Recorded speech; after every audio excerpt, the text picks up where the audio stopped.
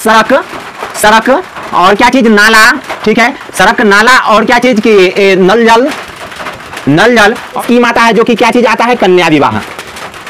अब देखिए कन्या विवाह योजना आता है, यह योजना के लाभ आप कब दिला सकते हैं, कैसे दिला सकते हैं योजना, यह जनरली योजना है, ठीक है, कबीर अंत्येष्टि योजना। और यह जान लीजिए यह योजना क्या है, तो अगर मान लेते हैं कि आपके यहाँ बीपीएल परिवार के किसी भी व्यक्ति की मृत्यु हो जाती है। हेलो फ्रेंड, नमस्कार, आप सभी का बहुत बहुत स्वागत है हमारे average coaching centre YouTube channel में। देखिए हम आपको बता रहे हैं कि वार्ड सदस्य या वार्ड सचिव, यानी कि वार्ड सदस्य या वार्ड सचिव के लिए बहुत बेहतर अपॉर्चुनिटी है कि आप अपने लोगों को यानी कि केवल सरकारी योजना जैसे कि सड़क, सड़क और क्या चीज, नाला, ठीक है, सड़क, नाला और क्या चीज की, नल जल, नल जल और इस सब के अलावे भी कुछ फायदे होते हैं जो आप अपने लोगों को दिलवा सकते हैं, जो जनरली लोग नहीं दिलवाना चाहते रहते हैं, चाहे नहीं दिलवाते हैं तो उन चीजों को आप अपने लोगों को बता सकते हैं। वह चीज क्या है कि अगर आपके वार्ड में किसी व्यक्ति की शादी होती है, मान लेते हैं कि वह ऐसा व्यक्ति को जो बीपीएल परिवार का हिस्सा है, और अभी लगभग बिहार के लगभग वार्डों में बीपीएल परिवार का हिस्सा लगभग लोग होते हैं, और बीपीएल परिवार का हिस्सा है, और ऐसे व्यक्ति के जब किसी के घर में यानी कि शादी होती है, ठीक है, शादी होती है, तो शादी के वक्त में भी एक स्कीम आता है जो कि क्या चीज आता है, कन्या विवाह।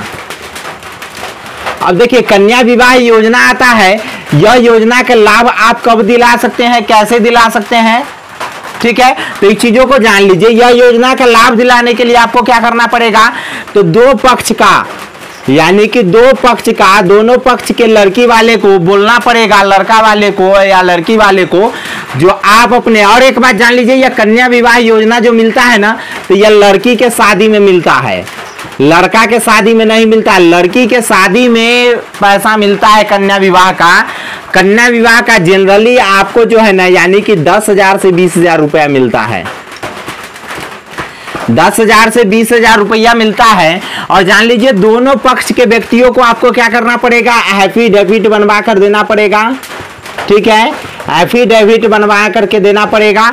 और इसके अलावे शादी का कार्ड चाहिए, ठीक है, शादी का कार्ड चाहिए। और उसके बाद कन्या विवाह योजना का फॉर्म आता है, उस फॉर्म को आप एक काम करवा करके और फिर क्या करना चाहते हैं, आपको ब्लॉक में दे देना पड़ेगा।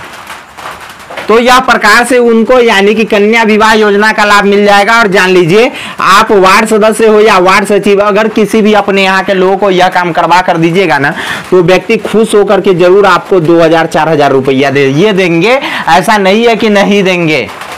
और उसके बाद एक और योजना आता है जिसका नाम है कबीर अंत्येष्टि योजना। यह जनरली योजना है, ठीक है, कबीर अंत्येष्टि योजना।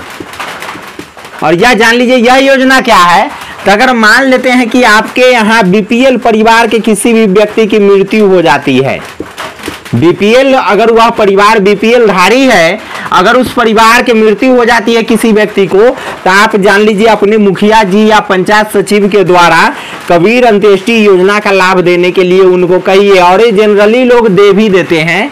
इस योजना के तहत क्या होता है, 3,000 रुपया मिलता है।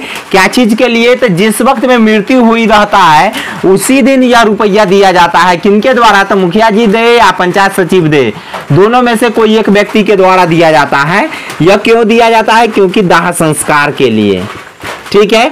और यह रुपया सब जरूरत के वक्त में यह मिलता है, चाहे यह कन्या विवाह में रुपया मिले, चाहे यह कबीर अंत्येष्टि योजना के तहत मिले। और इसके लिए आपको क्या करना पड़ेगा, तो आपको अपने बीपीएल का यानी कि राशन कार्ड का, देखिए बहुत सारे मुखिया जी ऐसे होते हैं जो इसका पैसा पहले दे देते हैं, बहुत सारे मुखिया जी पहले नहीं सरकारी योजना के आस पे लगा देते हैं, नहीं तो 2-3 हजार रुपया बहुत सारे मुखिया जी अपने जेब से देते हैं और बाद में जो आता है वो रख लेते हैं, चाहे वो पंचायत सचिव के यहाँ पे आता है उसको रख लेते हैं। लेकिन अभी जनरली यह कर दिया गया है कि जो मृतक है ना, तो उसके परिवार के किसी व्यक्ति को खाते पे आएगा।